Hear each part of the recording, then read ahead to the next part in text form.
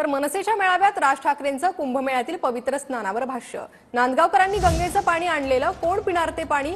आताच कोरोना गेलाय आणि तिकडे जाऊन अंघोळ करत आहेत, श्रद्धेला काही अर्थ आहे की नाही, असं राज ठाकरेंनी म्हटलंय।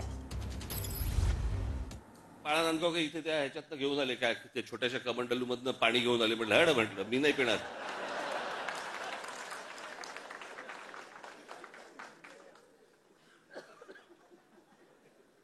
अहो मला सांगा, आता तो सोशल मीडिया आल्या, पूर्वीच्या काळात ठीक होतं।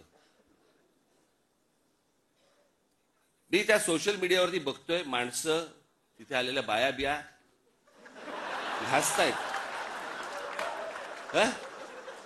आणि बाळा नांदगावकर साहेब गंगेचं पाणी कोण पिईल ते पाणी? चला आत्ताच कोरोना गेलाय, कोणाला त्याच्याशी काही देणं घेणं नाही। 2 वर्ष झाले तोंडाला फडकी बांधून फिरले आणि तिकडे जाऊन जाऊन आंघोळ करतायत। कोण जाऊन त्याच्यामध्ये मला सांगा पडेल? त्यात गंगेत ह्यानं तिथे काहीतरी केलं ते मी इथे पितोय।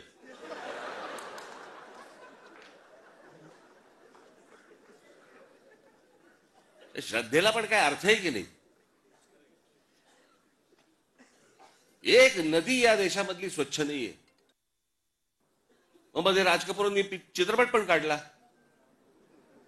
लोकांना वाटली झाली गंगा साफ, त्याच्यात वेगळीच गंगा। लोक म्हणाले अशी जर गंगा साफ असेल तर आम्ही पण आंघोळ करायला तयार आहोत।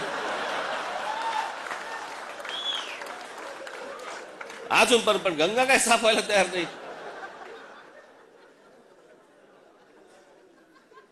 या सगळ्या श्रद्धा अंधश्रद्धेतनं बाहेर या जरा, सगळ्यातनं डोकी हलवा नीट।